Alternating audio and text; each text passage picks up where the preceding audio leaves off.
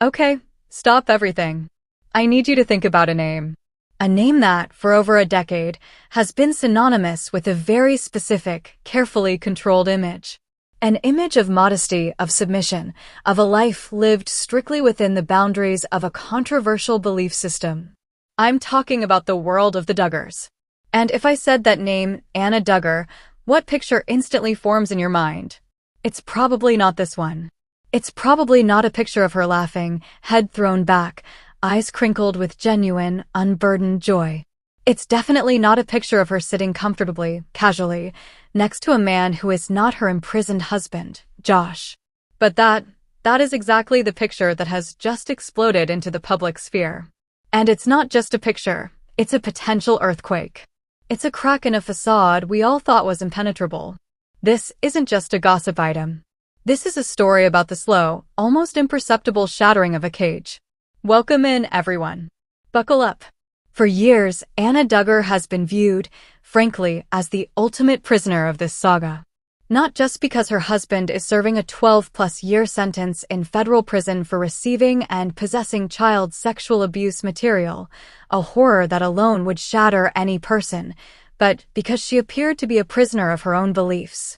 She was the faithful wife, standing by her man during the first scandal, then the second, then the unthinkable trial. She was the portrait of steadfast, if bewildering, loyalty. The woman who chose to stay, to have yet another child with him, to proclaim her commitment while the walls caved in. We watched, a mix of pity, frustration, and utter confusion. We asked ourselves, why? How? When does it end? The dominant narrative has been one of absolute stasis. Anna, waiting. Anna, enduring. Anna, anchored to a sinking ship because her doctrine taught her that's what a godly woman does. Her identity was fused to two things, being a Duggar and being Josh's wife. Without those, who is she? The world assumed we knew the answer. She was trapped forever. But what if that's not the whole story? What if, while we were all watching the obvious prison, the one with barbed wire and a federal number, we missed the subtle, quiet construction of another kind of escape? The sight of AnnaDuggar, not in a courthouse or a staged family photo, but in a casual restaurant, laughing with a group of friends, and sitting beside a man being identified in tabloids as her secret boyfriend, this changes every single calculation. This isn't just a photo, it's a hypothesis made visible. The hypothesis that AnnaDuggar might, in ways so gradual they were invisible, be building a life. A separate life. Let's rewind. Let's understand the sheer weight of the cage door that seems to have just creaked open. Anna Keller didn't just marry into the Duggar family, she married into the Institute in Basic Life Principles, or IBLP. This is the ultra-conservative, fundamentalist Christian organization that the Duggars' entire worldview is built upon. For a young woman in this system, your path is predetermined. You are under your father's authority until you are literally handed off to your husband, to whom you then pledge absolute obedience. Your purpose is to be a helpmeet, a keeper of the home, and a mother to as many children as God provides. Your feelings, your desires, your individuality, these are not just secondary, they are potential threats to the divine order. Anna entered this world with eyes seemingly wide open, or perhaps wide shut. Her own family was deep in the IBLP culture. When she married JoshDuggar in 2008, it was a crown jewel of the fundamentalist movement. The handsome, politically connected eldest son of reality TV's largest family. She was stepping onto a national platform. But the platform was rotten at its core. The world didn't know then what we know now, that JoshDuggar had already molested his own sisters, a fact covered up by the family and the organization. Anna has said she was told a vague, minimized version of this just before their engagement. The first brick in the prison wall was laid right then, the expectation of forgiveness, of moving on, of not dwelling on the past. Then came the scandals. First, the explosive revelation of that childhood molestation in 2015, which shattered the family's wholesome 19 kids and counting image. Through it, Anna stood by him, releasing a statement about how he is the one person who will love me the most. The walls got higher. Then, the Ashley Madison hack, revealing Josh's infidelity as a self-professed family values spokesman. Anna was pregnant with their fourth child. She was humiliated on a global scale. Still, she stayed. The doctrine of forgiveness, the terror of being a divorced woman in her world, the practical reality of 4 children, it all formed an inescapable lock. But the final, unthinkable blow was the federal indictment. Not a moral failing, not a hypocrisy, but a grave federal crime. The possession of material so heinous the judge during sentencing called it the worst of the worst. This was no longer about marital strife or scandal. This was about profound evil. And yet, after his arrest, Anna stood by him. After his conviction, she remained his wife. She visited him in prison. She gave birth to their 7th child, Madison, after he was incarcerated. To the outside world, this was the ultimate proof. AnnaDuggar was a lost cause. A brainwashed, broken woman who would endure any depth of betrayal and cruelty because her belief system demanded it. The cage was not just external, it was now internalized, a part of her very psyche. So, against that backdrop, a backdrop of relentless, almost theatrical suffering and loyalty, this new image is not just surprising.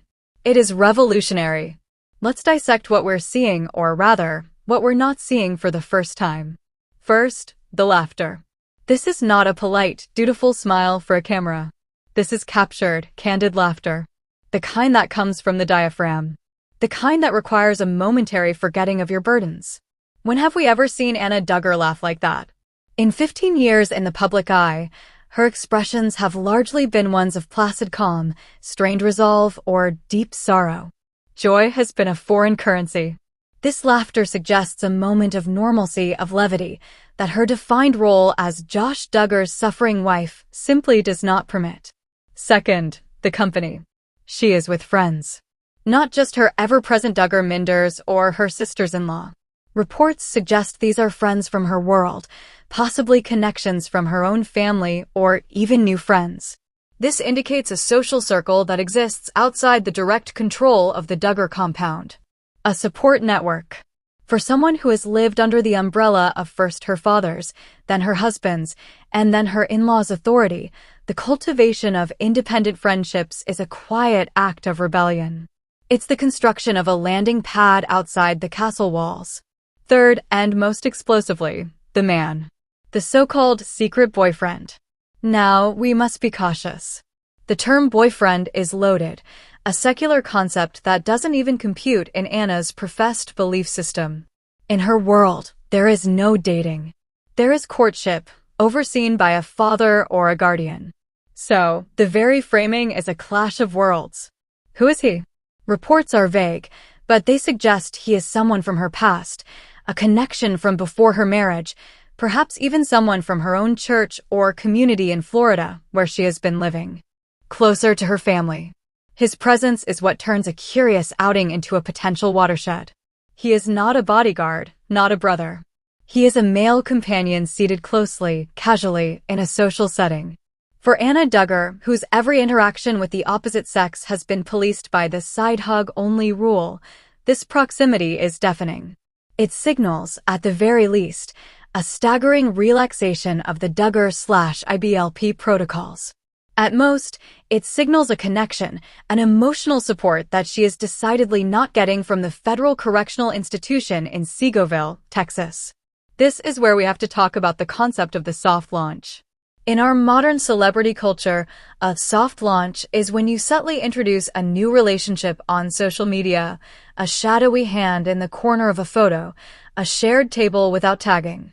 It's a test balloon. Now, AnnaDuggar is certainly not orchestrating a PR campaign. But life, especially life under a microscope, can create soft launches of its own. This outing, whether she intended it to be public or not, functions exactly like that. It is a soft launch of a different Anna. An Anna who socializes freely. An Anna who laughs with abandon. An Anna who has male friends. It's a trial image of a life untethered from the defining trauma of her existence. What forces could have led to this moment? The pressure valve has been building for years. Consider her practical reality. She is essentially a single mother of 7 children under the age of 15. JoshDuggar is not coming home until the 2030s. Her primary support system, the Duggar family, is itself fractured, dealing with their own fallout from Josh's actions and the loss of their TV platform. JimBobDuggar, the patriarchal figure, has reportedly had financial and control tensions with Anna. She has been living more with her own family, the Kellers, in Florida. Distance, both physical and emotional, from the Duggar epicenter is likely the first and most necessary condition for any change. Then there is the sheer, unbearable weight of cognitive dissonance. You can only force your mind to believe my husband is a good man, while the world screams the evidence that he is a monster for so long. The human psyche seeks equilibrium. It seeks peace. At some point, for survival, the mind must begin to accept reality. The process is slow, hidden, and deeply private. It may not be a dramatic renunciation of faith, but a quiet, internal renegotiation of it. Perhaps God doesn't demand she live in perpetual, visible penance for her husband's sins. Perhaps grace allows for a breath, a laugh, a friend. We also cannot underestimate the influence of her siblings. While Anna was the one who married into fame, some of her own brothers and sisters have publicly broken from the IBLP lifestyle. One brother has been openly critical of Josh and supportive of Anna in a way that likely doesn't involve telling her to stay and pray. This exposure to alternative viewpoints within her own blood family is a lifeline the world doesn't often see. It's a whisper that says, there is another way. So, what does this mean? Is AnnaDuggar about to file for divorce? Is she in a romantic relationship? Let's be very clear, that would be a nuclear option within her community. Divorce is still likely seen as an unthinkable sin, a failure of cosmic proportions. A romantic relationship while still married would be considered adultery, full stop. The social and religious consequences would be severe. She could be shunned by the community that has been her entire world. She would have to rebuild an identity from zero while providing for 7 children. Therefore, the most plausible interpretation of this secret boyfriend scenario is not a torrid love affair, but something potentially more profound, the emergence of normalized human support. He may be a friend, a confidant, someone who sees Anna not as JoshDuggar's wife or a reality TV casualty, but as Anna, a woman who has been through hell. A mother struggling to raise kids alone. Someone who makes her laugh. In a world where every previous relationship with a man has been governed by strict rules and transactional purposes, courtship for marriage, a simple, non-romantic friendship with a man could be the most liberating and revolutionary thing she has ever experienced. It is a taste of a world where men and women can just be people together. This is the real hook, the real twist. The biggest story isn't necessarily a new man. It's a new Anna. A glimpse of an individual emerging from a lifetime of being an appendage. The laughter is the sound of a self, long buried, trying to speak.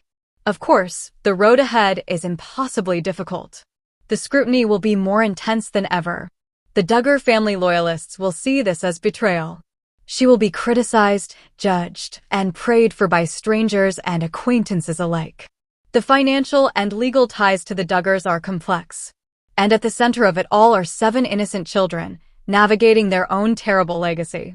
But this moment, this frozen frame of laughter in a restaurant, is a crack of light. It proves the narrative of absolute stasis was wrong. AnnaDuggar is not a statue. She is a woman, flesh and blood, who has endured unimaginable pain within a system designed to break her will. And somehow, a spark of that will remains.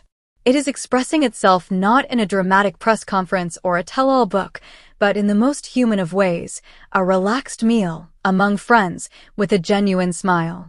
The prison of belief is the hardest one to escape, because the walls are inside your own mind.